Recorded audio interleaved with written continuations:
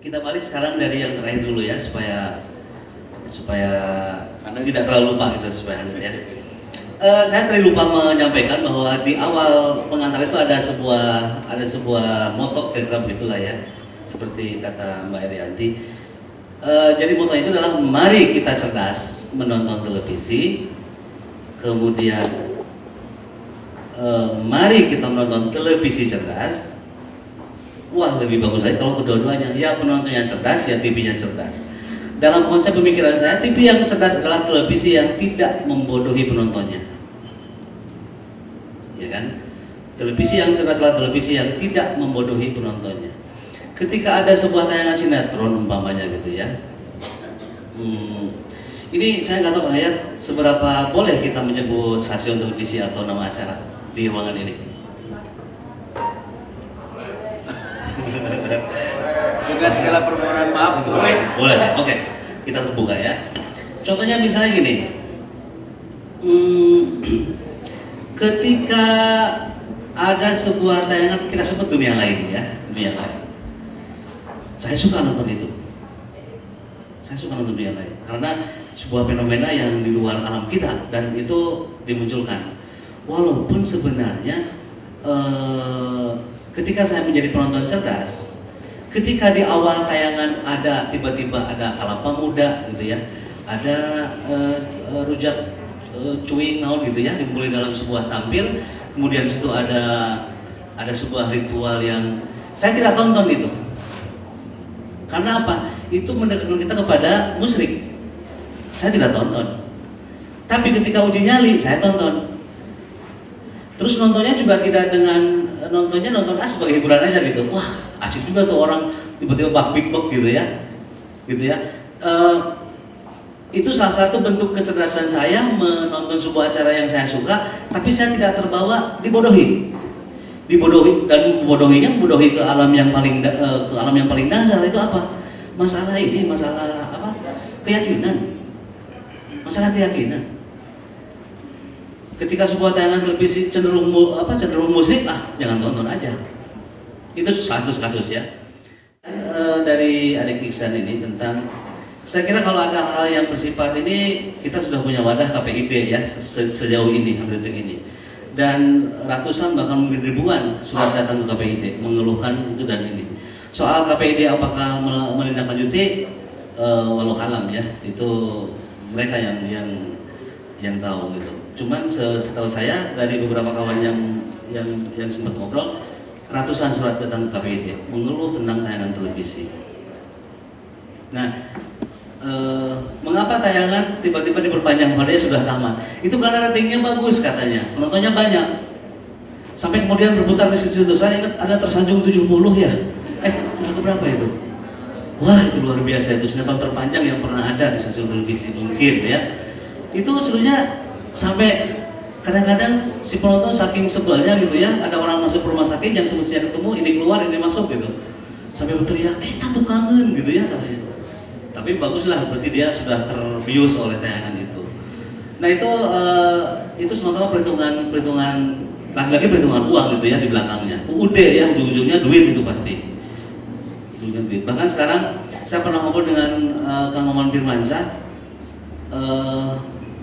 tentang tayangan televisi dakwah itu di sebuah forum di IAIN, diskusi film dakwah.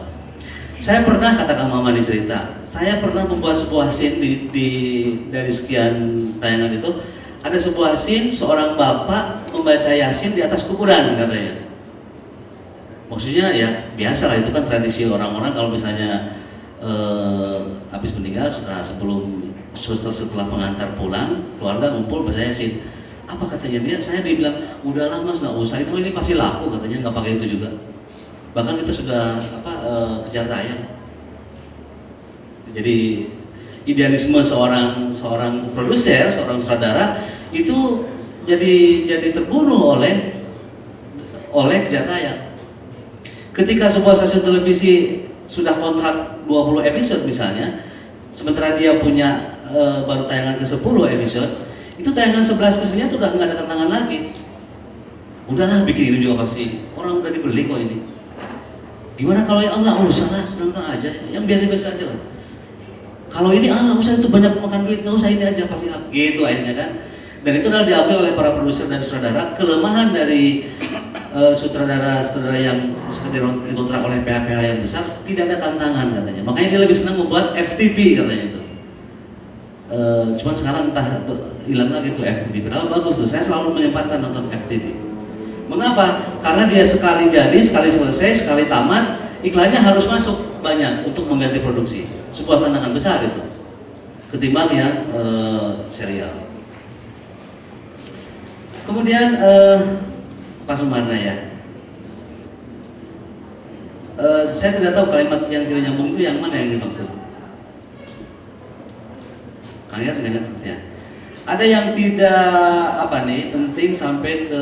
Nah masalahnya gini, masalahnya kalau kita justru ada hal yang lebih penting lagi dari sekedar seorang produser. Siapa? Penulis naskah.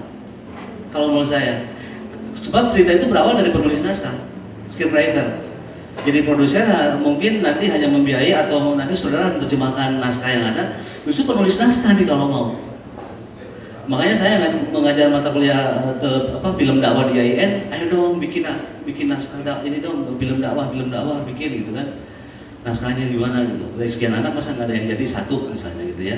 Jadi berawal dari naskahnya. Justru yang harus kita gedor adalah para penulis naskah. Bila perlu adakan lomba penulis naskah yang cerdas bila perlu gitu ya, supaya menghasilkan sebuah cerita atau sinetron yang cerdas juga.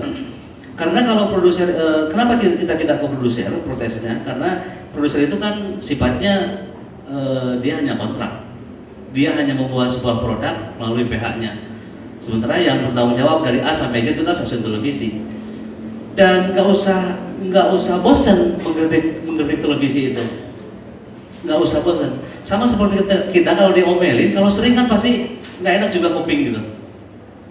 Aduh ya ini udah 2-3 kali nih. Hari ini aja udah 4 kali orang ngomong bahwa dasi saya tidak matching misalnya. Besok pasti akan berpikir 2 kali ketika akan bertanya ke sana kemari untuk memakai dasi yang matching. Karena jadi jangan bosan-bosannya untuk melakukan kritik dan sebagainya. Undang-Undang 32 barangkali ini. Ini kepemilikan ganda. Jadi salah satu stasiun itu juga punya koran. TV7 punya Kompas, ya kan? Kemudian mana lagi? RCTI punya Sindo. Jadi kalau misalnya Anda mengkritik RCTI habis-habisan, dikirim ke Sindo, nggak bakal dimuat, ya kan? Itu persoalan kita. Ketika Anda mengkritik TV7, dikirimnya ke Kompas, mereka ngomong, oh nanti dulu ini membunuh perusahaan gue, gitu kan? Nggak bakal dimuat.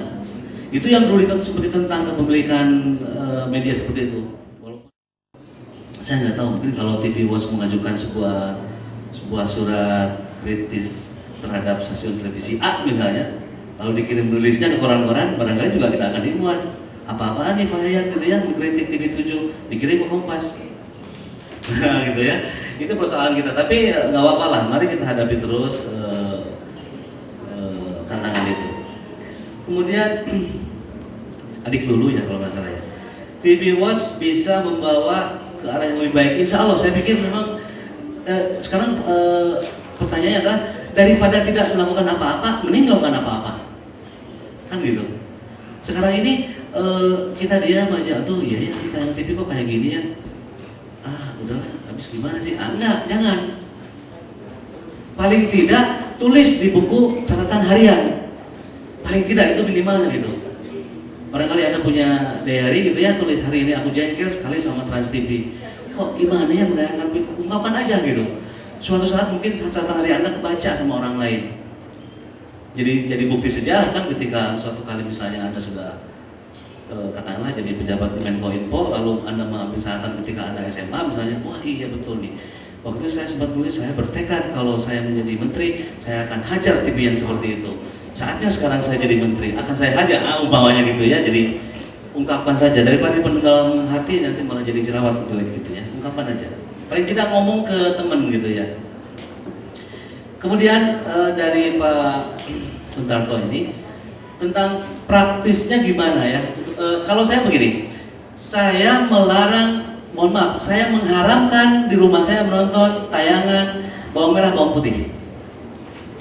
Di rumah saya udah tahu. Tidak boleh. Kalau saya pulang tiba-tiba tanya, istri saya sudah tahu bahwa saya akan marah. Sekarang yang sedang saya teliti adalah ratapan anak tiri. Itu mungkin akan saya haramkan juga ditonton di rumah saya. Jadi harus ada tindakan nyata dari orang tua, Pak. Anak itu kan bagaimana orang tuanya sebenarnya. Sebagaimanapun anak dilarang, tidak mungkinlah dia sampai aku bunuh diri gara-gara nggak boleh nonton TV, nggak mungkin lah gitu ya. Orang tua seperti orang tuanya harus tentu dengan sebuah penjelasan, nggak mungkin lah. Dan masalahnya adalah anehnya lagi film Bawang Merah Bawang Putih itu mendapat citra itu, sinetron itu. Wah udah semakin menjadi-jadi gitu ya. Saya nggak tahu kriterianya apa gitu ya, sehingga dia mendapat citra. Padahal di rumah saya itu diharapkan tidak boleh nonton film itu. Pernah satu adegan yang, saya bilang saya juga itu sangat tertohok gitu. Ada anak mau sekolah dilarang, dijamret kepalanya. Nggak usah sekolah, buat apa sih kamu sekolah katanya. Sudah aja nggak ada penjelasan. Oleh karena itu saran saya sih film-film yang seperti itu yang memunculkan kekejaman gitu ya, tidak usah serial lah gitu. Langsung aja seperti FTV selesai sampai habis, udah satu tayangan. Karena apa? Orang yang begitu harus dihukum di akhir cerita. Ini kan enggak, pas mau dihukum bersambung. Jadi dan itu nempel di sini, nempel di otak anak-anak terutamanya karena memang ditujukan untuk anak-anak. Tayangannya setengah 7. Apa alasan harus kritis? Itu tadi Pak, harus kritis Pak. Kalau enggak, anak-anak dijejali dengan hal yang seperti itu, ditumpuk tiap hari, tiap tahun, 15 tahun ke depan akan jadi apa dia? Jadi harus kritis.